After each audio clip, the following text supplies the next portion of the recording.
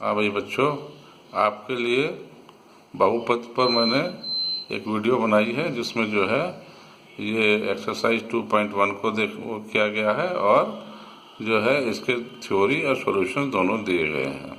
तो ये मैं उम्मीद करूँगा कि आपको वीडियो अच्छी लगेगी और आप इसको अगर एक बार में समझ में ना आए तो 2 बार में देखें। ब्राइटनेस भी अपनी वीडियो की बढ़ा सकते हैं ताकि आपको चीज़ें क्लियर नज़र आएँ। तो कुछ चीज़ों का ध्यान रखिएगा और please share, like and subscribe. I hope you will find the things very easy and आपको एंजॉय करेंगे इसको। Okay dear. हेलो बच्चों, अध्याय 2 बहुपद या पॉलिनोमियल्स। इनके आप इंग्लिश के नाम भी याद करना है। तो बहुत बीजीय व्यंजक, इनको हम बोलते हैं एल्जेब्रिक एक्सप्रेशंस। क्या बोलते हैं इसको? Algebraic expressions. दूसरा गुणनखंड। गुणनखंड मीन्स फैक्टर। बीजीय सर्वसंबिका, इसका नाम है एल्जेब्रिक आइडेंटिटीज।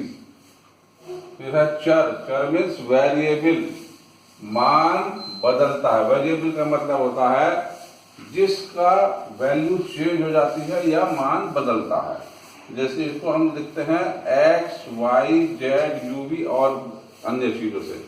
इसी तरीके से अचर। अचर मीन्स कांस्टेंट, यानी कि जिसकी वैल्यू सेम रहती है, बदलती नहीं है, मान नहीं बदलता है। इसका मतलब हुआ एक विशेष प्रश्न में।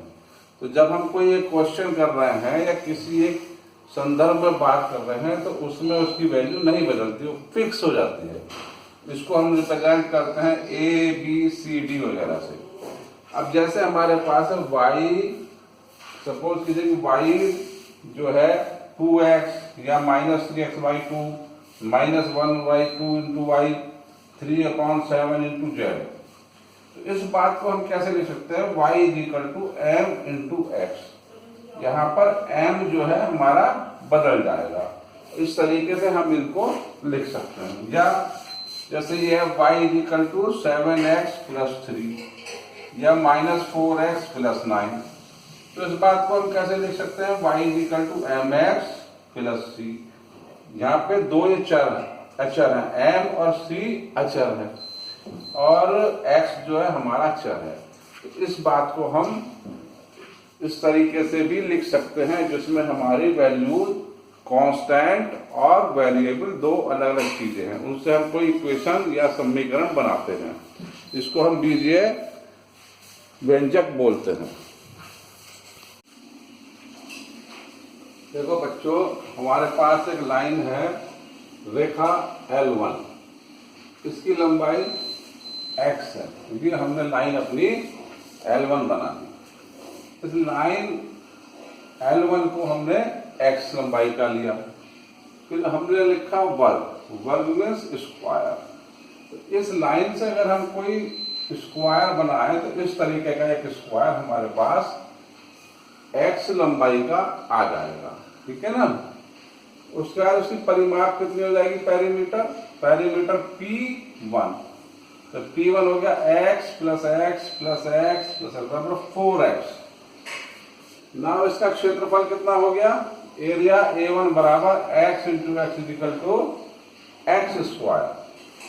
अब हमने एक दूसरी लाइन ली, रेखा L2। इसमें क्या हुआ? रेखा L2 में इसकी लंबाई y है। अब y देखो x से बड़ी है। कितनी बड़ी है x से? ये हमने कहा भाई ये c बड़ी है, कि लंबाई इसका c ज्यादा है। तो इसके लिए हमने पेरीमीटर मतलब इसका परिमाप निकाला P2। P2 कितना हो गया? 4y। और A2 कितना हो गया? एरिया, क्षेत्रफल जो है y²। अब देखो P2 = 4 × 2। अगर हम y की वैल्यू 2 ले लें तो ये हमारा 8 मीटर हो गया। इसी तरीके से A2 जो है 2² लिखा, ये 4 मीटर² हो गया। अब इस y का हमने वो बनाया वर्ग, ऐसा बड़ा वर्ग बना और ये इसके बराबर हमारे पास आ गया। ठीक है? अब L2 अगर हम दोनों को जोड़ दें, L2 बराबर क्या है? L1 + c। इसका मतलब हुआ y is equal to x plus c. तो हमारे पास ये एक किस्म का व्यंजक बन गया कि y जो है x और c में बन गया।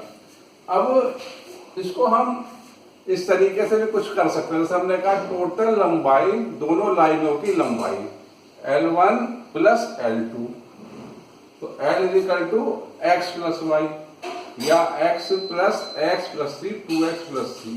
इस तरीके से हमारे पास कुछ व्यंजक बन गए, बीज गणित की फॉर्म में ये हमारे पास आ गया। तो ऐसे हम अब इसके बारे में पढ़ेंगे कि ये व्यंजक क्या है। हमने बच्चों ये टोटल लंबाई अगर हम दोनों लाइनों की जोड़ दें L बराबर L1 प्लस L2 हो गया, तो क्या होगा ये L बराबर x प्लस वाई और x प्लस सी बराबर 2x प्लस सी। अब ये L की जो है 2x प्लस सी हमारा वो हो गया। हमने अभी एक काम क्या किया कि जो x लंबाई का वो था, इसके x लंबाई का एक हमने घन बना लिया। तो ये हम लोग देख रहे हैं कि एक घन बनाया है, इसकी लंबाई चौड़ाई और ऊंचाई सब x के बराबर है। अब देखिए हम लोग एक काम और कर रहे हैं कि हमने फिर से वर्ग बनाया। वर्ग की लंबाई कितनी है L मीन्स ये कितना हो गया, L बराबर हो गया x प्लस वाई बराबर x प्लस सी बराबर 2x प्लस सी। तो हम लोग ये देख रहे हैं कि यहाँ से हमारे पास इस तरीके से आ गया, तो ये एरिया हमारा और बड़ा बन गया। अब ये तो रहा फिगर की बात, अगर हम इसका वॉल्यूम लेंगे तो वो इससे बड़ा हो जाएगा और इसका बनाए तो ये और बड़ा घन बन जाएगा। तो हमारे घन बड़े साइज के बनेंगे। हमें यहाँ पढ़ना है पद। अब देखो ये जो हमारा L बराबर x प्लस वाई है is equal to 2x plus c, इसमें दो पद हैं। कितने पद हो गए, L बराबर 2x प्लस सी, इसमें पद कितने हुए, दो। एक पद ये है, दूसरा ये है, ये दो पद में हो गया। वेरिएबल चर कितने हैं इसमें, चर एक है, तो एक चर है पद, इसमें दो पद हैं और चर एक है। तो ये हमारा व्यंजक कैसा हो गया, ये व्यंजक हो गया एक चर है और पद कितने हैं, पद हैं इसमें दो। तो इस तरीके से हम ये बता सकते हैं कि हमारा ये व्यंजक जो है एक चरिया है, इसमें चर एक है और पद दो है, यानी 2x प्लस सी। अब इसी तरीके से हम यहां पर देख सकते हैं p बराबर 4l, तो ये x प्लस वाई, ये 2x प्लस सी x, 4x plus 8x plus 4c हो गया। यहां भी हमारा ये दो पद है। अब अगर हम इसका स्क्वायर निकाला तो क्या हुआ, x प्लस वाई का square, x square plus Y square plus 2xy। यहाँ कितने पद हो गए, 1 2 3, यहाँ पर ये 3 पद हो गए, इसमें ये 3 पद बन गए। और जो है दो वेरिएबल हो गए, यानी कि x और y।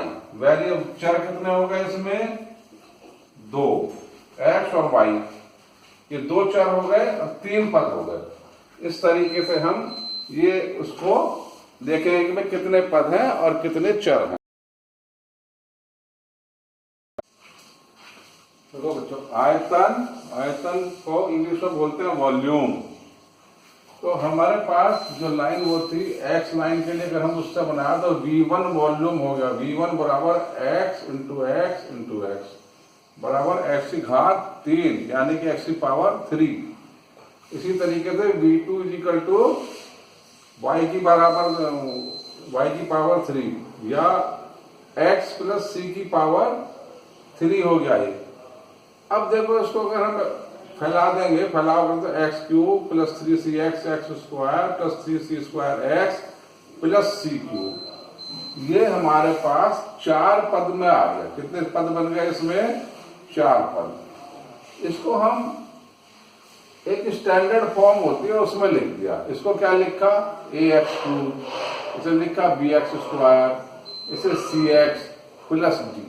तो कितने पद हो गए? 1 2 3 4, यानी कि इसमें 4 पद हो गए। चर कितने हैं इसमें? चर है इसमें x, तो एक ही चर है x, पद है 4। अब देखो ये पद है ax3, bx², cx और d। यहाँ पे गुणांक होता है कोफिशिएंट। कोफिशिएंट मीन्स किसी चीज के आगे जो उसको गुणा करे हुए है। तो a मीन्स गुणांक, तो x की पावर 3 का गुणांक क्या है? a, यानी कि ax3। इसमें x की पावर 3 का गुणांक a हो गया। x² का गुणांक क्या हुआ? b। ऐसे x की पावर 1 का गुणांक c। अब ये d है, d किसका गुणांक हो गया? x की पावर 0 का। x की पावर 0 बराबर 1 होती है।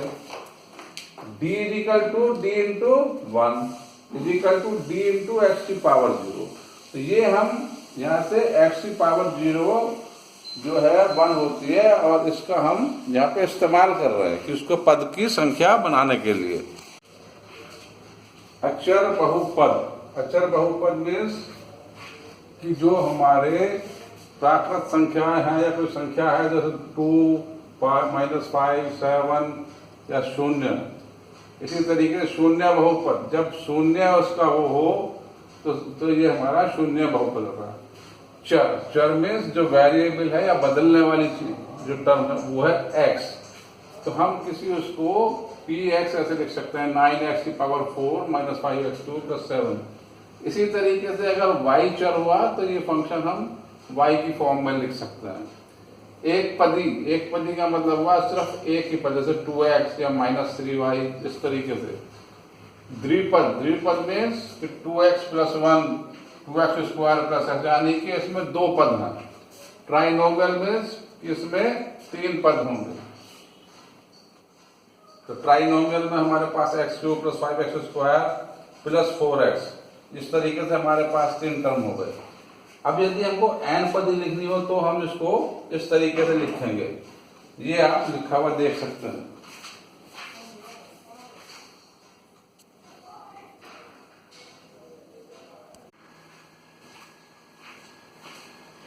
बहुपद n बराबर n घात के लिए एक चर में x हमारा एक चर है, उसके लिए हम इसमें जो है घात n है, उसके लिए एक बहुपद लिखेंगे। तो उसको लिखने का तरीका है कि पॉलिनोमियल x बराबर an x की पावर n, फिर हमने एक एक कम कर दिया तो an -1 x की पावर n-1।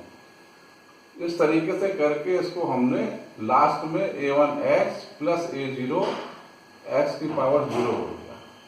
इनमें सभी में एक बात कॉमन है कि जो पहला जो टर्म है जो जिस घात के लिए है उसका जो कोएफिशिएंट है an, ये 0 नहीं होता। अगर ये 0 हो गया तो हमारा जो है वो सब बदल जाएगा, बहुघात बदल जाएगा हमारा बहुपद। तो n जो है प्राकृत संख्या, यानी कि n जो है नेचुरल नंबर होना चाहिए, 1 2 3 4 इस तरीके से। अगर ऐसा नहीं है तो हमारा वो जो है बहुपद नहीं होता। तो यदि an बराबर किसी वजह से किसी बहुपद में an ये जितने भी कोएफिशिएंट हैं सारे कोएफिशिएंट 0 हो जाए तब क्या होगा? तब हमारा ये शून्य बहुपद कहलाता है। और घात जो है n इसका पता नहीं, यानी कि अनडिफाइंड है, इसका कुछ पता नहीं क्या है ये। तो अगर इसकी वजह है कि 0 को हम 0 × x की पावर n लिख दें तो n कुछ भी हो सकता है, हमें मालूम नहीं n कितना भी लिख लो, ये हमारा हमेशा 0 इसलिए अनडिफाइंड होता है। एक से अधिक चर वाले बहुपद, जैसे इसमें 3 चर हैं x y z, तो p बराबर x² + y² + xyz प्लस ये हमारा दूसरा एक ही टर्म में है लेकिन तीनों वो है, तो कोई भी हो सकता है, कैसा भी हो सकता है, वो हम इसको बनाए। अब इसमें बात यह है कि ये हमारा थ्योरी जो है इसका खत्म हो गया। अब हम इसका एक्सरसाइज 3.1 के बारे में सॉल्यूशन करने का वो करेंगे प्रैक्टिस की कैसे उसको किया जाता है। तो please like, share and subscribe.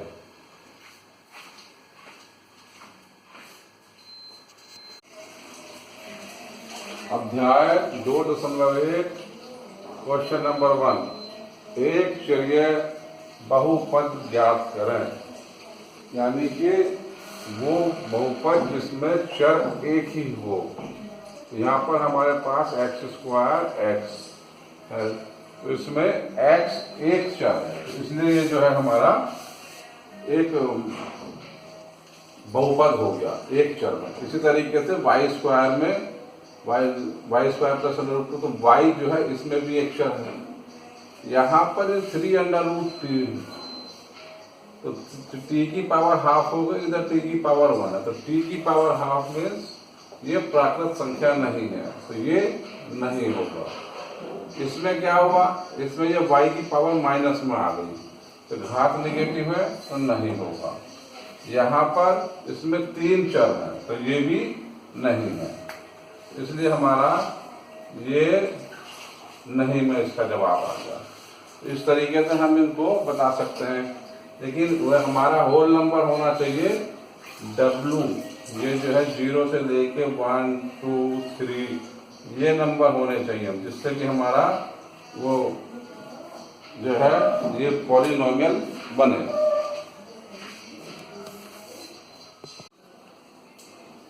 यहाँ पर हमें क्वेश्चन नंबर 2 गुणांक लिखें, x² के गुणांक लिखें। तो उसका पार्ट 1 में दिया है 2 + x² + x। तो यहाँ हम देख रहे हैं कि x² क्या है, टर्म पूरा 1 × x²। यहाँ पर क्या देख रहे हैं, -x², यानी कि -1 × x²।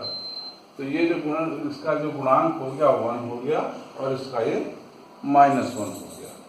ना यहाँ पर 5y2 x², तो इसमें क्या दिखाई दे रहा है कि x² का गुणनफल का गुणांक जो है 5y2, तो ये 5y2 हो गया।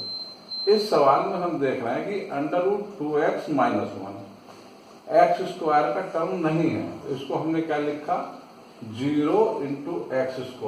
इससे हमारा ये इसमें जो है इसका गुणांक 0 आ गया। ये हमें ध्यान देना है कि अगर नहीं दिया है तो हम 0 इसको ऐसे लिख सकते हैं। फिर क्वेश्चन नंबर 3, द्विपद का एक उदाहरण देना है जिसमें घात 35 हो। तो ये हो गया हमारे पास 4x⁵ प्लस x⁵ एक पद में जिसमें डिग्री 100 हो, यानी कि n उसका 100 हो, तो उसको हम कैसे लिख सकते हैं, 3y⁵ एक पद हो गया। ये यहाँ पे द्विपद है, ये डिग्री 35 बनी, ये डिग्री 100 बनी। ओके,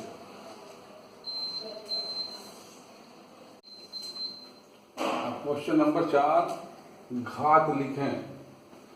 तो हमें इसमें 5x³ + 4x² + 7x, अधिकतम घात किस पर है, ये अधिकतम घात x⁻³ है, तो यानी कि ये इसकी पावर n = 3 हो गई। इसमें y की पावर 2 है, तो ये n = 2 हो गया, या t की पावर 1 हो गई, तो n = 1। अब 3 है, ये है अचर बहुपद, यानी कि इसके ऊपर x × x⁻0, तो यहाँ n जो है 0 हो गया। क्वेश्चन नंबर 5 में हमारे को ये कुछ वो दिए थे, तो इनको लिख दिया हमने, एक घातीय, द्विघातीय, त्रिघातीय। तो इसमें एक घात है, t की पावर 1 है, तो ये सेलेक्ट हो गया, 1 + x, ये भी स्मॉल। द्विघात में क्या हुआ, ये x⁻2 आ रहा है, यहाँ पर y की पावर 2, यहाँ r की पावर 2 है। यहाँ त्रिघात में x⁻3 हो गया, ये यहाँ पे x⁻3 है, तो ये दोनों इसमें आ गए। अब ये एक्सरसाइज आपकी पूरी हो गई, और मैं समझता हूँ कि आपको अच्छे समझ में आ गया होगा। अगर नहीं समझ में आया है तो अपना कमेंट और शेयर करें और सब्सक्राइब करें, ताकि मैं आपको आगे और इसका दूसरा नेक्स्ट एक्सरसाइज 2.2 का भी सॉल्यूशन जल्दी ही प्रोवाइड करने वाला हूँ। तो उम्मीद करता हूँ आपको पसंद आएगा, और इसे आप लाइक, शेयर एंड सब्सक्राइब करें।